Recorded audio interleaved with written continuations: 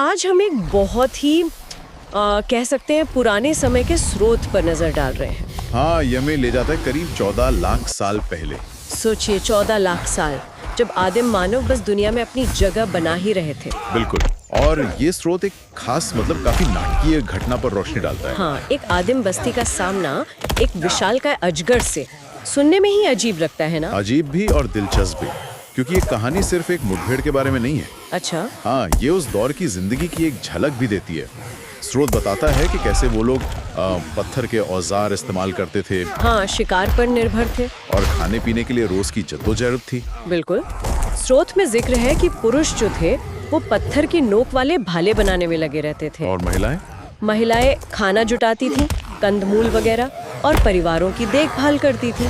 मतलब एक तरह का काम का बंटवारा था। हाँ, उनकी रोजमर्रा की दुनिया थी वो। लेकिन फिर इस शान से लगने वाली जिंदगी में एक बड़ा मोड़ आता है। और वो मोड़ था वो विशाल अजगर।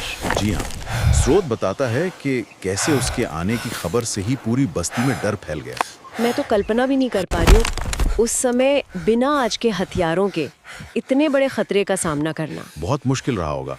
स्रोत में उस डर का जिक्र है, लेकिन दिलचस्प बात यह है कि डर के बावजूद उन्होंने हिम्मत नहीं हारी। सही कहा। पुरुषों ने अपने वो भाले उठाए, तैयार हो गए, और महिलाओं ने बच्चों को सुरक्षित जगहों पर पहुंचाने का काम संभाला। तो ये डर पर साहस की पहली जीत थी शायद, एक तरह से कह सकते हैं। ये दिखाता है कि उनमें समूह की समुदाय की भावना कितनी मजबूत थी। हाँ, ये सिर्फ अपनी जान बचाने की बात नहीं थी। नहीं, बिल्कुल नहीं। पूरे समूह को बचाने की कोशिश थी। और यहीं से हमें उनके सर्वाइवल कोड अस्तित्व के नियमों की पहली झलक मिलती है कि डर के बावजूद डटे रहना है। हाँ, और एक दूसरे का साथ देना।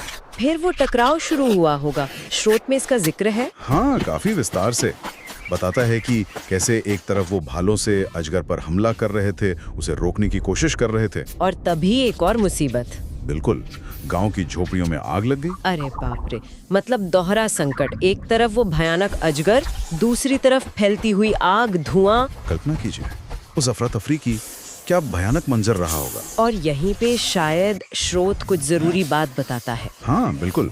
स्रोत इस बात पर जोर देता है कि ये लड़ाई सिर्फ ताकत और हिम्मत की परीक्षा नहीं थी। अच्छा।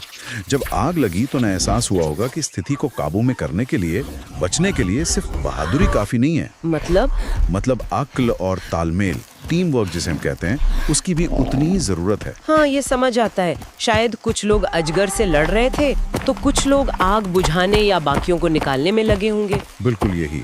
उन्हें एहसास हुआ कि दिमाग का इस्तेमाल और मिलकर काम करना वो उतना ही जरूरी है जितना कि भाला चलाना। तो क्या इसी को स्रोत सर्वाइवल कोड कह रहा है? ये जो समझ आई उन्हें? मेरे ख्याल से हाँ। वो अनुभव, वो संकट उन्हें यही सिखा रहा था। बहादुरी चाहिए, पर साथ में बुद्धि और सहयोग भी। और ये तीनों मिलकर ही? हाँ, ये तीनों मिलकर ही अस्तित्व की गारंटी बन सकते थे। ये कोई किताबी ज्ञान नहीं था, ये तो जिंदगी और मौत के बीच सीखा गया सबक था। और अंत में क्या हुआ, स्रोत बताता है? हाँ, अंत में वो अजगर को मार गिराने में कामयाब रहे। एक बड़ी जीत थी ये तो। यकीनन। लेकिन जैसा आपने कहा, आग ने अपना काम कर दिया था। बस्ती को काफी नुकसान पहुंचा था। जीत मिली पर कीमत चुकाकर। सही कहा। लेकिन जो बात सबसे ज्यादा प्रभावित करती है और जो शायद स्रोत का केंद्रीय संदेश भी है, वो ये है कि उस तबाही के बाद भी उन्होंने हार नहीं मानी। उन्होंने फिर से शुरुआत की। हाँ, उन्होंने फिर से शुरुआत की। ये जो मानवीय लचीलापन है, मुश्किल हालात से उबर कर फिर खड़े होने का हौसला, ये शायद उस सर्वाइवल कोड का ही एक और हिस्सा था। बिल्कुल, कभी हार ना माने। इस पूरी कहानी पर, इस स्रोत पर सोचने के बाद एक सवाल मेरे जहन में घूम रहा है। क्या?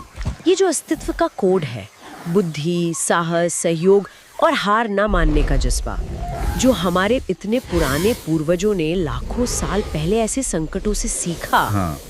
क्या आज भी हमारी तरक्की की, हमारी चुनौतियों का सामना करने के तरीकों की बुनियाद में कहीं ना कहीं यही सब नहीं है? सोचने वाली बात है कि वो आदिम सबक आज की इस जटिल दुनिया के लिए कितने मायने रखते हैं। बिल्कुल, कितने प्रासंगिक हैं आज भी।